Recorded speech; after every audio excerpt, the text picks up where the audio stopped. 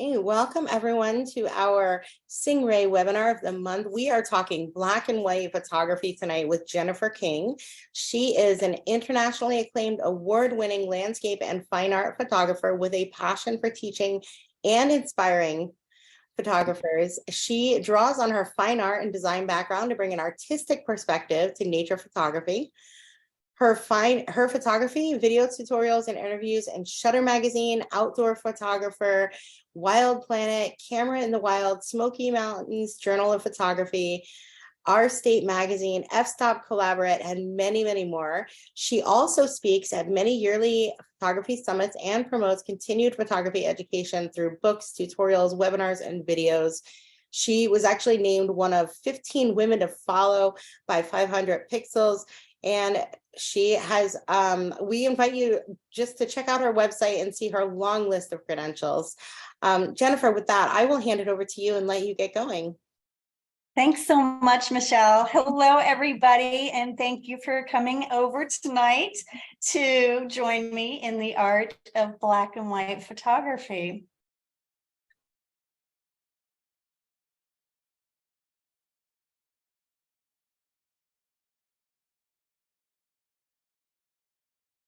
Great. Now, there's something quite magical about black and white photography. The silver light component that creates a sense of illusion, the dark tones that produce an emotional response, and the light that brings each image to life. From the many genres of art throughout history, there is one form of art that remains as powerful today as when it first started, and that is the art of photography. Since the creation of the photographic process, the art of photography has been rendered through time by many photographers in very different ways, always translating the changes in our world, capturing our lives, and enriching our vision. What makes black and white photography so appealing to so many photographers? To me, it's the drama of the dark tones, the mystery that it creates, and the feeling that it is more than just a photo, it's a piece of art. I consider black and white photography to be fine art photography, and not because color loses anything in translation, but because working in black and white allows us to simply deviate from the norm, to create something both behind the lens and in processing that is different than what our eyes see. It's a way of viewing our subject, in my case, nature, with the intent to create something different than how it appears to most people. One of the most important things to realize about black and white photography is that it can translate into a form of fine art, and it's different from color landscape photography, which focuses on realism and what you see through your lens. Black and white photography is a departure from reality. It is an illusion because most of us see in color. So how do we learn to transition from our nature and landscape photography to a fine art approach?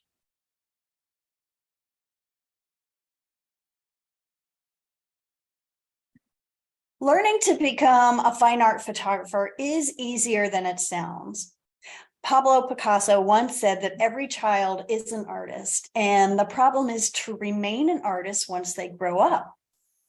Humans are creative by nature, so how do we find our inner artist after we become distracted adults? Well, we use our senses instead of our minds. This is my niece, my beautiful niece, Naomi. And when I watch her play, she is in her own little world. She has imaginary friends, little tea parties. We've lost that as we've gotten older. And it's so refreshing and so charming to see this play alive in our children, all this creativity. Sight, sound, and touch are physical senses that can help us connect to our subject. But there are more than just our physical senses. There are cognitive senses like feelings and emotions. And I know it's our feelings and our emotions and our reactions that help us to connect to pretty much everything in life. So why not use them to connect to nature and photography? Let's break down our senses even more. We have happiness, fear, peacefulness, and anxiety. Now, let's mix one of those with our standard senses, like sound, for instance. When I'm out photographing on the sand dunes, I'm listening to music. So if you ever hear Pink Floyd at dawn on the dunes, come over and say hello.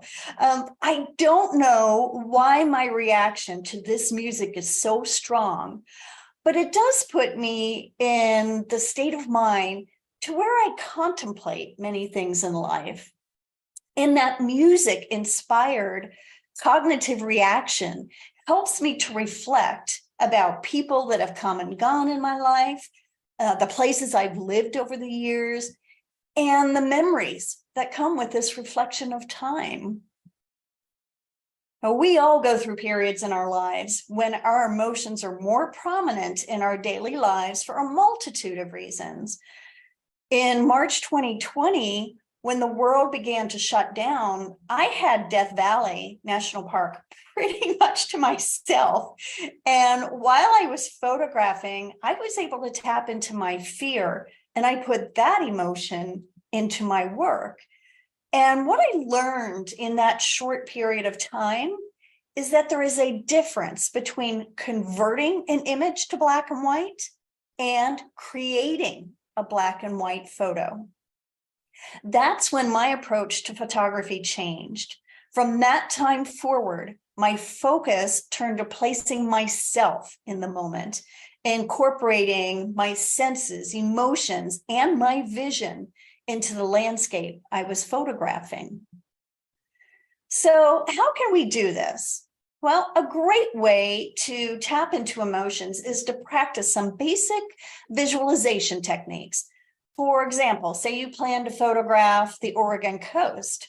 Well, before you leave home, spend 15 or 20 minutes searching for photos of the area that you're traveling to help you achieve some sort of visual stimulation. What kind of photos did you react to? Are they long exposures of water?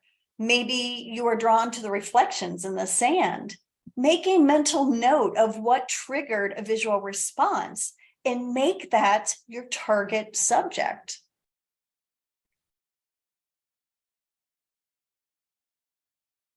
We normally don't think of black and white photography as having a high dynamic range, but it does. There are 256 shades of gray in your image, and you will need to choose which of these shades or tones you want to emphasize. Contrast is a great tool for black and white photography. In fact, I choose to photograph in high contrast, middle of the day, because I personally like the darker tones and the brighter whites. Creating fine art through photography is not so much about what you photograph and more about how you photograph. And visualization plays an important role. I encourage you to practice basic techniques to help you approach photography in a new or just different kind of way, like approach it with meditation or take a couple of deep breaths so you can relax when you get to your spot. Fine-tuning your creative side is not a race to the finish line, and you are not racing against the sun. When you arrive at your destination, try closing your eyes and imagine the photo. Now that you have that mental image of what you want to achieve, it's time to put yourself into the image. Think of someone important to you or a special memory. And if you are thinking about work, stop. take a couple more deep breaths and try again. If you're questioning your settings, stop. You will figure this out in time. These moments of relaxing or letting go may feel like you're out of control, but you are not. You are simply exploring how to express yourself through your photography and on your way to achieving new ways to grow as an artist. When I approach my subject, my intention is to create an image that invokes an emotional response. I want you, the viewer, to feel as though you have stepped into the scene and experience the drama and the power of that moment. My black and white images are designed so the viewer reacts to the light, the shadow, and the shapes. To do this, I approach my black and white photography differently than I do my landscape photography. I go with the intention to photograph in black and white. So in other words, my landscape sessions and my black and white sessions are separate field sessions. This puts me in the mindset to view the landscape not by color or clouds or foreground, but instead I look for the highlights. And once I find the highlights, I can choose the lens and my position with the camera to that light and capture the drama of that moment. The best advice I can give any photographer who is exploring black and white photography and their inner artist is to just slow down. Take your time to visually explore the light. I begin my photo sessions looking with my eyes first instead of through the lens. What is the light touching? Does it make an interesting shape or enhance a part of the subject itself? Then I consider which lens may work best to accomplish what I'm actually seeing with my eyes. And once you begin to photograph by the light and not by the landscape, you begin to see landscape differently. Look for light and shadow, and you will find drama.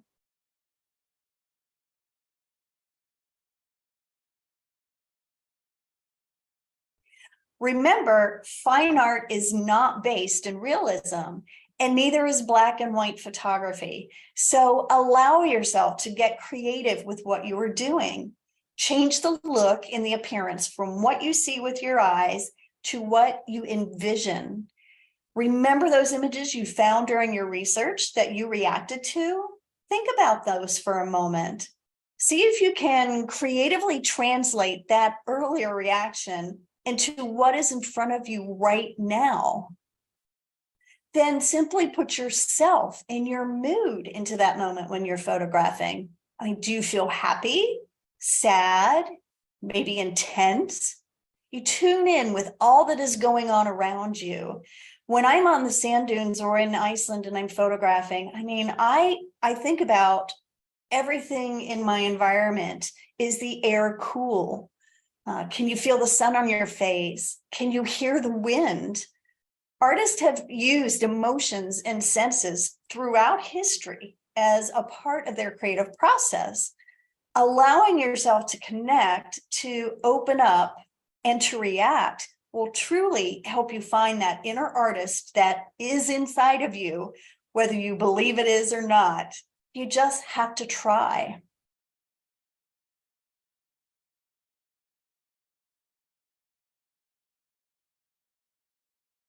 The same basic design principles used for landscape photography apply in black and white, and it's important to study and apply the art of composition, as this will always be the foundation of your photography. For creating black and white images, there are some key design elements that will help you bring your image to life. The use of foreground details, which is so crucial for communicating dimension, can be quite powerful in black and white. Having a strong foreground, middle ground, and background creates depth and increases the vastness in any landscape, and foreground adds drama to your image. The best way to enhance your foreground is to get low or close to the foreground subject. This allows you to play with spatial relationships by exaggerating the entrance to your image. And another wonderful thing about a strong foreground is it creates a sense of placement. That's very important to help people connect to your photo.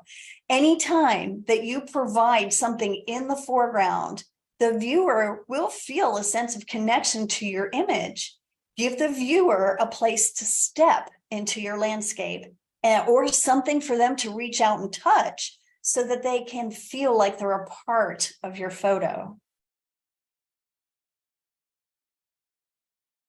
The use of lines in your images are the most effective way to immediately capture the viewer's attention because your eye will always follow a line. And lines on their own can be one of the strongest structural elements in the visual arts as they draw the viewer in, hold attention, and even on their own, they create striking images. Our eyes are designed to move, and lines can give the viewer direction into your photo. Leading lines are very effective if you want to point the viewer into the photo or towards your hero. But even on its own, it can create a very mysterious or abstract feeling to your photography. And from a creative standpoint, images with lines as the dominant element, they're often seen as sensual, dramatic, and they make powerful images on their own, even without any other element in that image. Now, there is little that shows the beauty of nature as well as simplicity. The impact of a simple subject cannot be outweighed artistically by any grandeur or convey a story more powerful than just plain simplicity. Beautiful, beautiful objects, beautiful scenes, beautiful simplicity. It's all in the light. It's in the shapes. It's in the highlights and the shadows. And whether it's a landscape or a detail of nature, the art of simplicity can be extremely powerful in black and white. Some of my favorite images are taken with my 70 to 200 millimeter lens or my 1 to 400 millimeter. Using a longer lens for landscape or any subject really allows for me to isolate the dramatic light I see, and therefore I can help direct your eye to the light after I capture the image. Lines, patterns, textures mixed with highlight and shadow are very graphic in nature and translate very well into black and white. I always look for these elements when I'm in the field. So Jennifer, Remember, are you shooting primarily black and white directly or converting from color? That's an excellent question. Every photograph of mine is in raw format. A lot of people that get started, I recommend that they turn a setting on in their picture viewer inside their camera and change it from auto or standard to monochrome. This is very beneficial for people who are just getting started because they can actually see behind the camera through the lens what it is translating like in black and white. Now, if you're photographing a JPEG, it will remain black and white. If you're photographing in RAW, once you import it into Lightroom, it is still a RAW file and has all the color information in there. Excellent question. But I do want you to remember that not everything needs to be a grand landscape. I mean, sometimes the light, the line, the simplicity of your scene will communicate more intensity than any complex image could.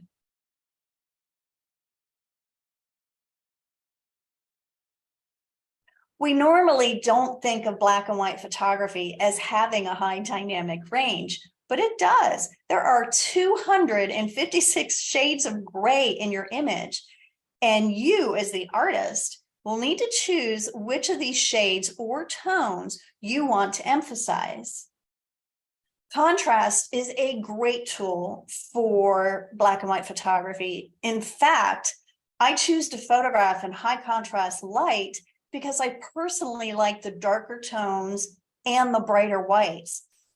To me, images that are dark, or referred to as low key, can create an emotional response because darker tones often reflect mood and intensity and often a bit of mystery. But you can also approach it with a high key style and even consider using a minimalistic approach. Bright images and a lot of white are often felt as peaceful and serene. And this can sometimes be achieved in the field by overprocessing, but it can also be created when you're behind the computer. Bright, high tones for your black and white images are often creating a sense of relaxation. And that is something that many artists are attracted to because we react emotionally to most subjects. And try out some infrared photography. I've been working on infrared for about a year now. And part of learning creativity is remembering how to tap into your inner artist. Actually just relearning how to play.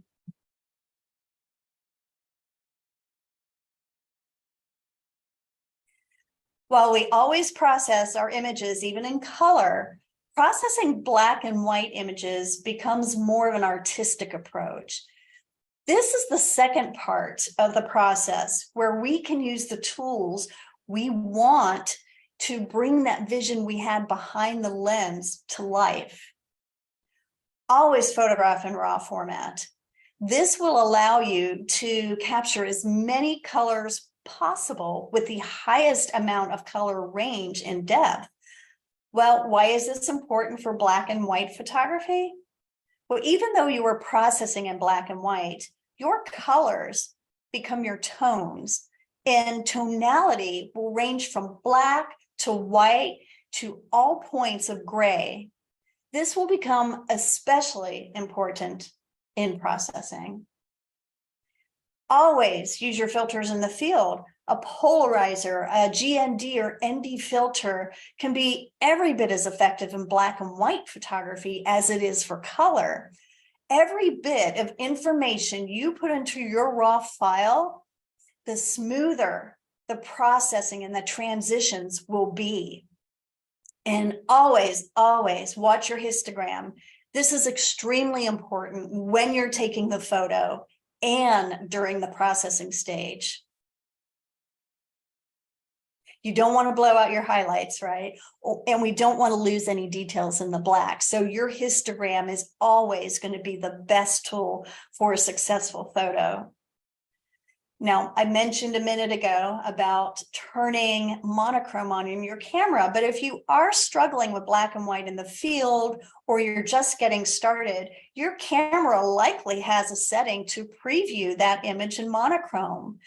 While your photo is still taken in raw format, your viewfinder will show you the image in a monochromatic tone or black and white. And this can assist a great deal when you're learning to transition to black and white photography, where you're not focusing on the landscape, you're focusing more on the light and the shapes and the drama.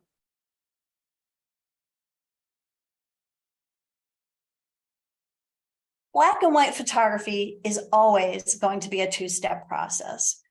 Capturing the image by using visualization and creativity behind the camera. And next is using the computer to bring that image to life. Now, there are many programs and techniques for processing black and white images. Personally, I like to use Adobe Lightroom as they have all the tools needed to get the job done. Now, Lightroom does offer some presets that you can use for processing your images.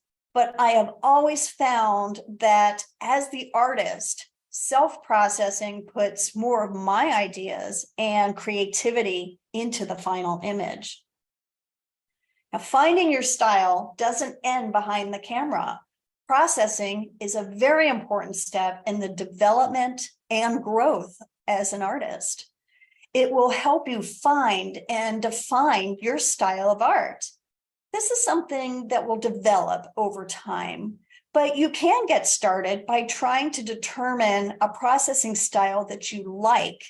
To do this, I recommend that you study the presets from Nik software. It's called Silver Effects Pro.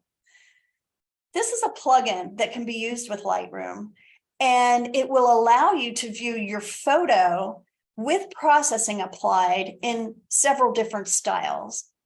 If you continue to go through step by step of each one of those presets, looking at one image over time in Silver Effects Pro, you will likely find that you return to only a few of those presets in the menu again and again and again.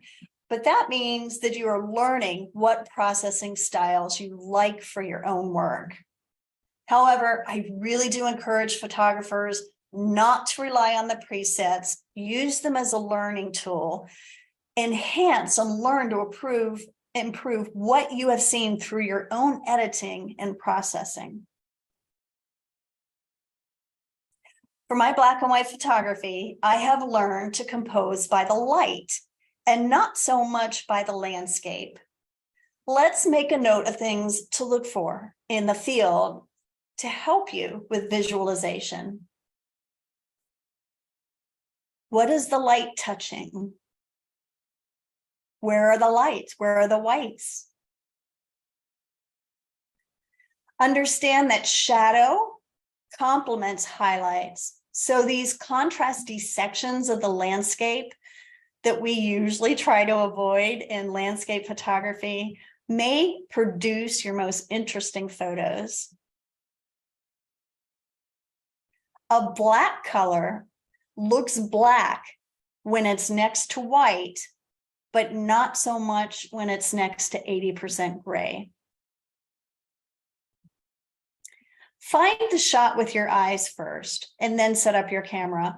Oftentimes we get to our destination, we just jump right in without much patience and we just want to photograph. But if you take the time to explore with your eyes before you set up your camera, you will learn to find very special little photos in a big landscape that just becomes so dramatic. So be sure you find that shot. Take the time and breathe. It is not a race to the finish line. We do get excited about photography, of course, but approaching black and white differently than you would approach landscape photography will help you to create stronger fine art images.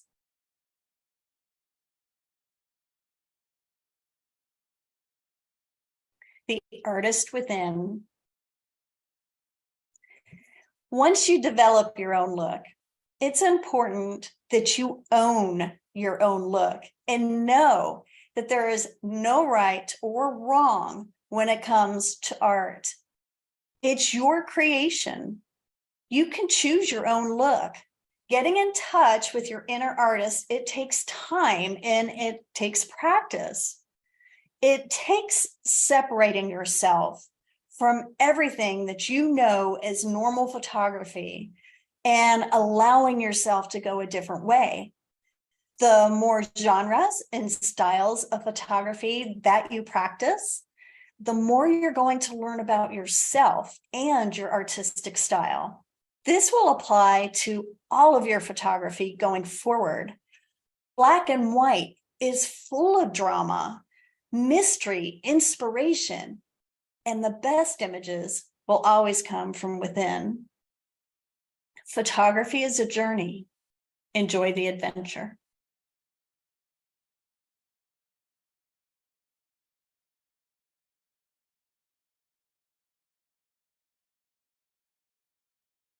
All right. I've been holding on to some questions because honestly, I have been loving this sort of inspirational storytelling journey that you've been taking us on, and I didn't want to interrupt. So we have a few questions I've been holding on to.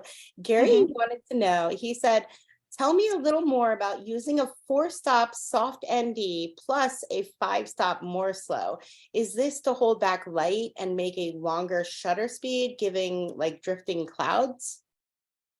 Yeah, absolutely. I use my ND filters. I have a 5-stop and a 10-stop neutral density filter. That's a circular, solid, dark filter that I put on my lens when I want to do long exposure photography. Sometimes I use it to get long exposures or lines in water. Sometimes I use it when clouds are moving towards me, and I can get that really nice effect. But also at times the sky is brighter than the foreground, which is why I always use a graduated neutral density filter, 3 or 4-stop, depending on the light, that helps me balance that brightness in the sky. I know that Lightroom has a tool, a linear gradient for that, but it doesn't replace using a filter in the field. That's very important to understand, because the more information you put in your raw file, the smoother that transition is always going to be. I always use my graduated filters for sunrises and sunsets, and sometimes I do have to stack those filters to get the result. I think understanding what filter does which filter does what for your photography is very important. And the more you play with filters and photography, the more you understand that having those tools in your bag is one of the biggest advantages that you can have in creating artwork. I have so many filters, but they are in my bag all the time. So that's an excellent question. And then is monochrome the same as black and white? Monochrome is basically one color. So you could describe monochrome as black and white or sepia. Remember the old sepia tone photographs? That's also monochrome. It's really relying on tonality. So you could have monochrome in any color if you wanted to have a range of 100% blue down to 1% blue, basically, and it would still be monochrome, just like black and white, just the color would be different. When you are capturing an image, you want to be darker. To meter for that or shoot to the right and then darken in post-processing? Yeah, I do play around a lot with my metering. So I do spot metering. And from there, a lot of what I have to do for my black and white is a little bit different than what I'm doing for other photography that I do, like landscape and nature. I will determine, say, let's take this waterfall that's on this shot right here. So this is one of the waterfalls in Iceland.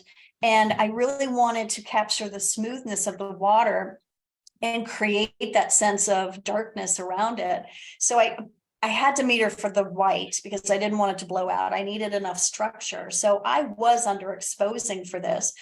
But a lot of times I have to play around a good bit. I want the water to have the right amount of motion. Sometimes I have to raise my ISO to get a quicker speed. Sometimes I can lower it to get a slower speed. And I try metering in different places around that particular image. I judge a lot of what my black and white and imagery in general on the histogram behind the camera.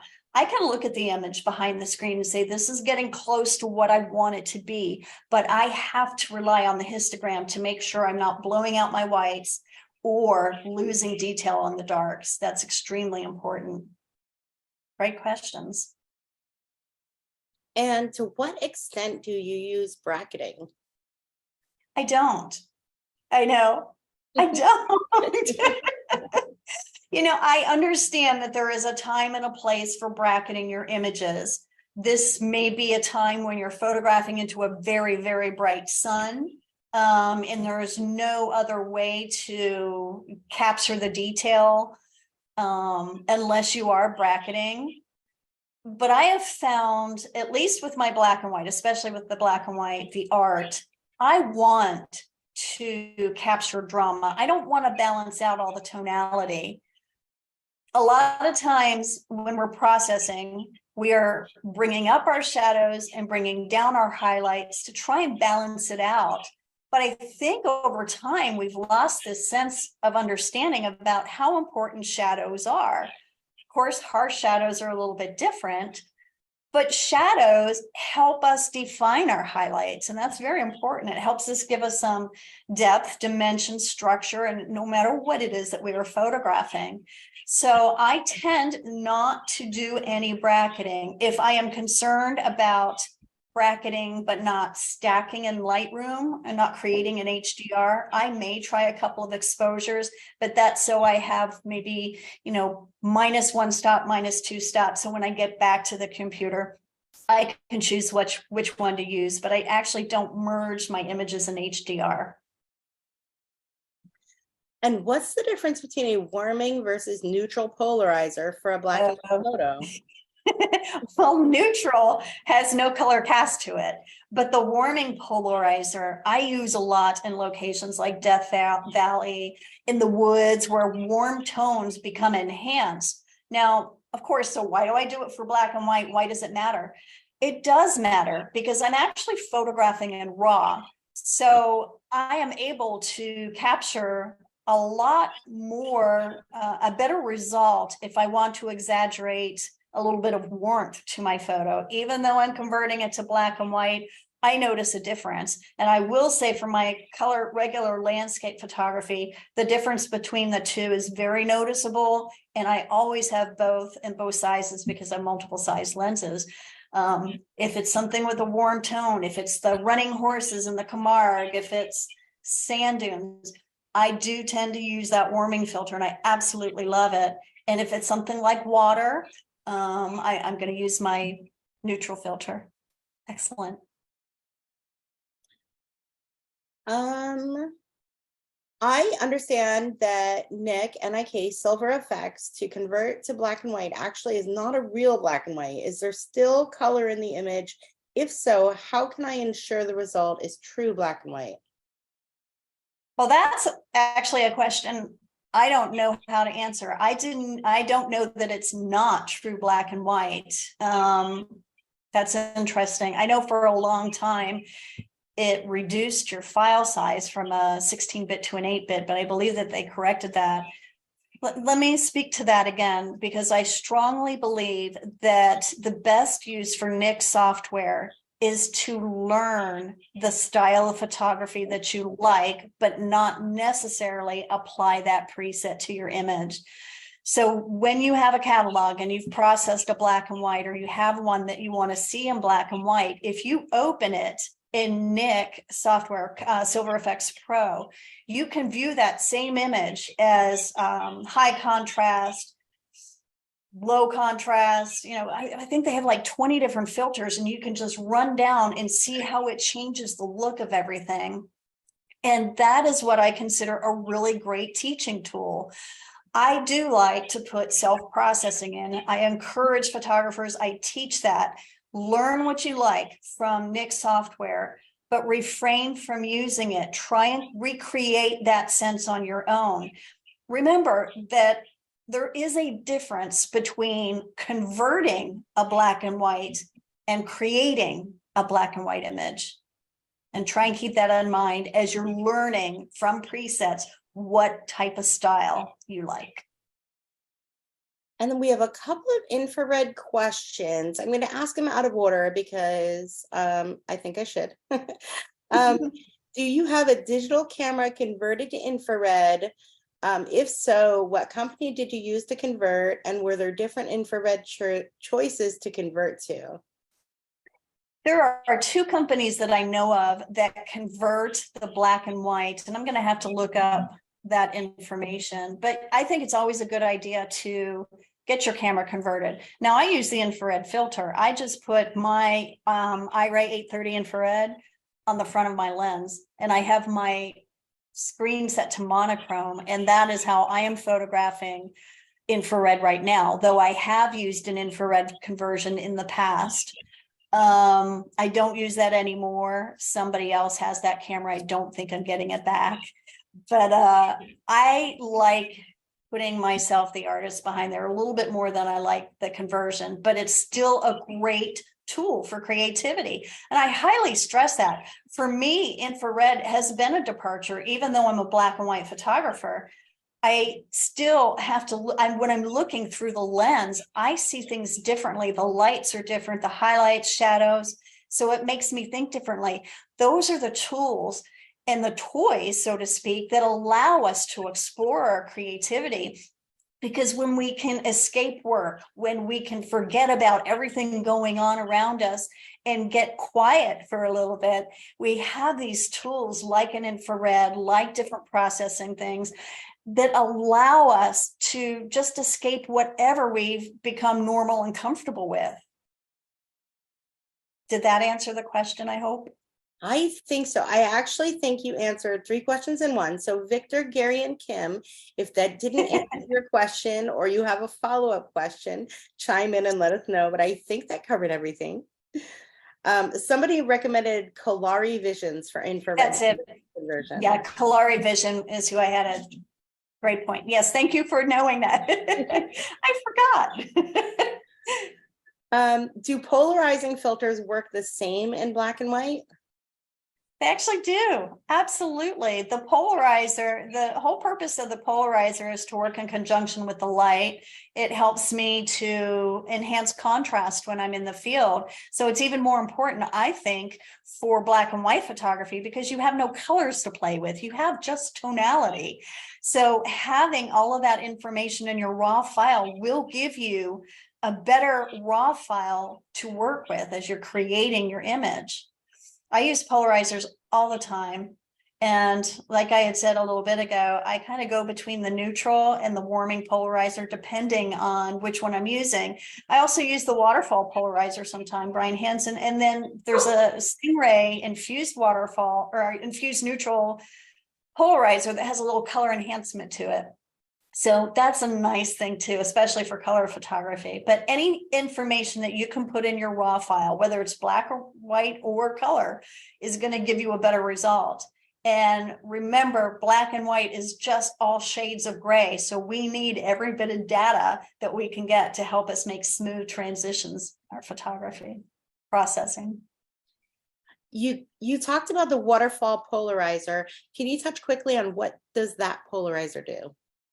Yeah, that polarizer it has a 2-stop, I believe, a 2-stop ND built in with a polarizer. So it's like an all-in-one. When I'm photographing waterfall, especially if it has rocks or anything, in the base of it, those rocks tend to get a shine to them and I don't like it. So that's why I use a polarizer.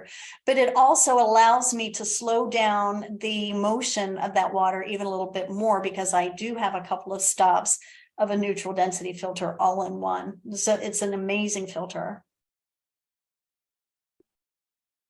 And do you ever shoot black and white film? If so, do you feel there are differences in the artistic results? I have not really photographed black and white film. I have been thinking about it. I can certainly read, study, and learn. I have an art history, went to school for art, and I remember when digital came out. I wasn't photographing then, but digital came out. A lot of photographers were not willing to go to digital, and now we've all gone to digital, and photography and film is coming back as an artistic style. So I'm watching the trend. I think it's really amazing if any of us were to go back and explore what photographers did before. I will say this: I don't think we'll take as many photos because we really have to think through absolutely everything that we do. There's not that much film to carry compared to what we're used to with a digital camera. But you'll probably see me out there with the film camera pretty soon, just playing around, seeing what I get. I think it's a good thing to learn. And I think it's a really good thing to somewhat make ourselves a little modest compared to our predecessors, where that's all they had. They had that, and they had they had that, and they had a, well, I lost my train of thought. Sorry, my phone just went off. Sorry. I think you hit the nail on the head, though. I remember Okay. my film days in college, and like I said, I developed my own film in the darkroom. And let me tell you, I put so much thought into every shot because I was limited by that roll of film. So it Exactly. makes you a much more thoughtful photographer, I think. Yeah, I think it's easier to learn with digital, definitely. And that's how I learned. The photographers that I worked at in my previous career, it was all film at that time. But when I finally learned how to use a camera, it was digital. And so I really respect the people that have done it. And it's an art and a craft that is mastered by a handful of amazing people, and an art that's kind of gone by, but looks like it's coming back. So I think that's amazing. Let's see. What is your most productive location in terms of black and white? Oh, well, that's actually pretty easy. I have a couple of favorite places. One of them is Death Valley. And I find that the lines of the sand dunes, plus all the, variety of locations out there, it's a very diverse location, national park. But the sand dunes are very easy. They're sensual. There's lines. Sometimes there's lines and texture in the sand. Sometimes they're clean. But I think that's really beneficial to being able to find the highlights, the shadows, and really be able to work your craft to really get better at seeing and producing your black and white. The other place would be Iceland for me, because there are these majestic waterfalls. And then, of course, the Diamond Coast. It's black sand and white ice. It's almost perfect as is, but it's also a place where we can play with long exposures, which I love. And a great tip from Nigel, he said, to develop your black and white eye, watch old movies and see how they use light and shadow. That's an excellent point. Excellent. Yeah, because cinema is so rooted in our artistic vision these days, right? It's the main visual art. We see it everywhere. So looking at how black and white translated historically in cinema is a great suggestion. Yeah. When do you choose long exposures? Usually for me, it's around water. I'm the kind of person that likes that silky water look to it, like this waterfall. So those are primarily my long exposures, and I will go specifically to the Oregon coast and to Iceland, to different coastal locations to use long exposures and capture them. But there are also times where the clouds are so dynamic. So if I'm in a mountain range somewhere like Yosemite or Norway, where all this dramatic fog or cloud is moving around, peeking out, over top of a mountain, I will use long exposure then as well, because I know that by doing that, the clouds are going to drag across the sky. And if I time it correctly, and sometimes it takes a couple of times, but if I time it correctly, I can get motion as well as line and definition in the clouds that are moving. How do you decide what filters to use and when? And is there one filter that always seems to be on the end of your lens? I don't know if it's just one. That answers that. Yeah, I know. I mean, the warming polarizer I absolutely love. I won't use I won't take a photo in unbalanced light without a grad filter. But I really do love my ND filters as well. So I'd say it's a combination. I can't say there's one over the other. So how do you choose? Is it based on the location, time of day, weather? Sure, some of it is based on location, but a lot of it's also based on what I've envisioned. So when I talked about that earlier, I really do try and almost paint a photo in my mind of what I want to achieve. And then I look for the drama, I set up my camera, and I say, what tools can I use to be able to achieve that? And that's where my filters come in so handy, as well as understanding your camera, understanding the basic use of your camera, and having, a lens that is going to do a great job is very important. And trying things that you may not have thought of, I think, are also important to learning this. I became a better photographer with black and white when I really understood my camera and didn't have to think about moving anything. When I thought, you know, I don't have to think about the exposure triangle or anything else, that's already in there. The fundamentals of composition are already embedded. So at this point for me, it's looking for the light, for the drama, highlights and shadows, and then looking in my tool bag and seeing how I can achieve that. And my tool bag includes lenses and, of course, filters. And from Sophia, several of your shots look like they were taken from the air or by drones or from above. How do you get that point of view that you use in several of your photos? Well, they are aerial photos for one, and I'm a really bad flyer. So I've only done it 3 times, but I did it twice in Iceland and I did it once in the Everglades. And when I'm doing aerial photography, well, I actually did it another time because I photographed the volcano hanging out of the helicopter when it erupted in Iceland. But I will put 2 cameras and 2 lenses on straps, and I have polarizers on them as well. I can't really use a GND filter, but I am shooting down, so typically that's not necessary. But I will go between the 2 and I will just stick my lens out the window and I will photograph. I need a high speed because we're flying, we're moving. The ground isn't moving, but we are moving pretty quickly up there. So usually I'm at 1/800th or 1/1000th of a second. It's not usually sunrise or sunset at all. It's usually, you know, 10, 11 in the morning or even 4 or 5 in the afternoon for safety reasons, or when I'm able to schedule with other companies to get up there. So I keep the polarizer on. I think that's a big help. And then just making sure that you're photographing to infinity. So like ISO 1000, 5.6, and just shoot. High continuous shooting. Some of them turn out really good. Some of them are blurred. Sometimes I catch a wing in the image, but it is a lot of fun once I'm okay. It's really fun once I land, and then it's like, whoo, I got through it. And now I love it. But Fun question and fun activity. I'm going to throw something in the mix here. You talked about listening to Pink Floyd before you shoot. I want in the chat, I want everyone to tell us what band or what song gets you in the mood to shoot while we answer this question. Do you visualize and meditate as a basic ritual every time you photograph? Do you choose different music depending on the location? Do you choose a certain music to get in a certain mood? That's an excellent question. Yeah, for some reason, Pink Floyd and the sand dunes for me go kind of hand in hand.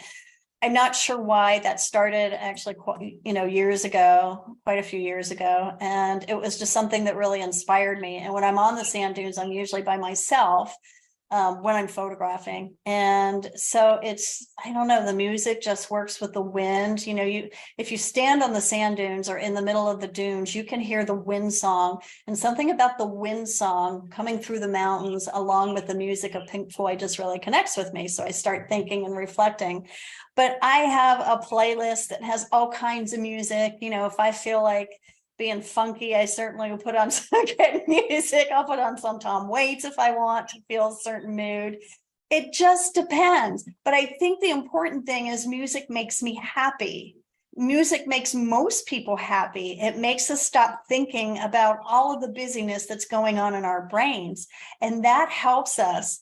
That escape really helps us when we're in the moment of photography. So whether it's opera, I listen to all kinds of music, but it's kind of whatever I feel like. I have a big playlist, but I encourage you to try everything. I even like a little country. Wendy said in the chat, after taking the Death Valley workshop with Jennifer, I started playing music while shooting, including Pink Floyd. So you've had. Oh, awesome, Wendy. That's fantastic. Let's see. Someone commented you can use a polarizer with the infrared filter at the same time. Nice. Good tip. How do you manage getting such great clouds in Death Valley? I have never gotten good clouds there. I think, well, some of it I'm sure is luck. But I also stay out there for 3 weeks every year when I go, and I go between mid-February and mid-March. That seems to be when the storms are hitting the most frequently. Not that I haven't occurred them at other times, but that particular few week span tends to get a lot more storms. Now, we did get rain this year, which was highly unusual. Typically, I don't see the rain, but it kicks up the wind and the clouds move in and out. So it's timing and it's how long I stay. And the fact that I return every year has a lot to do with it too. A couple of folks want to know how to get in touch with you and how to find out about workshops. Oh, let's see. This is my website, so you can look on there. You've got galleries to look through and of course workshop information. We also do webinars and creative challenges on a monthly basis for those needing some inspiration. And can you explain more about your long lens choice and other lenses you use? Oh yeah, so my long lens choice, it goes between the 70 to 200 and the 1 to 400.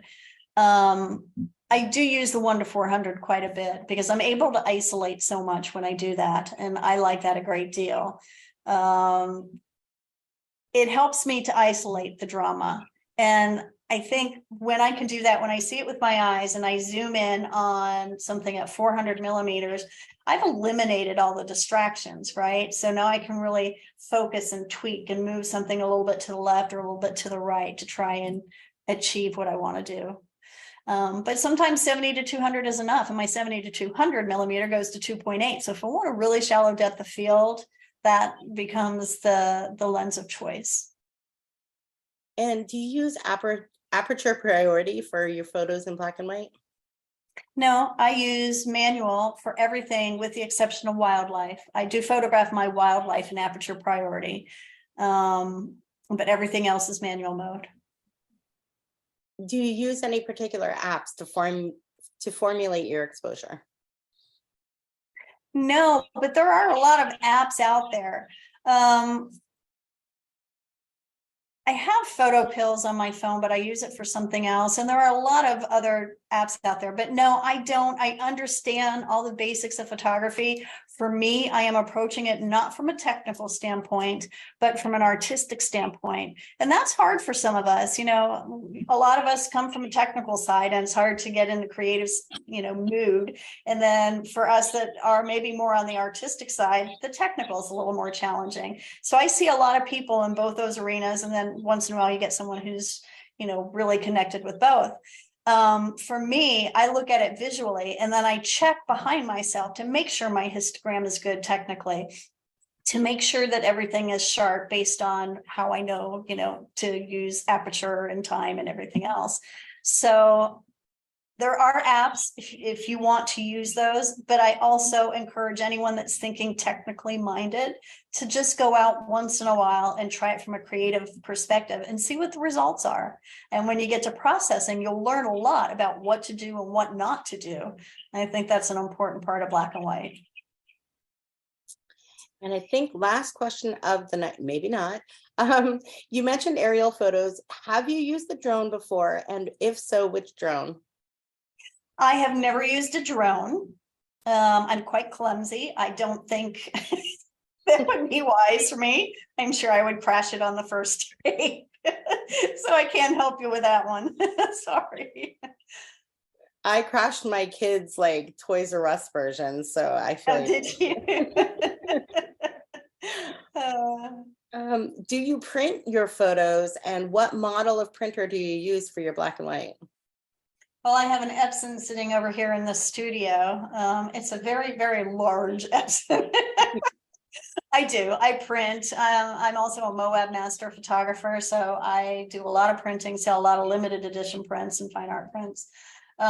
So yeah, but I also have someone I work with that actually runs the printer itself. So I will get a lot of testing. I will do a lot of test shots and work on that. And once I approve it, they're ready to roll.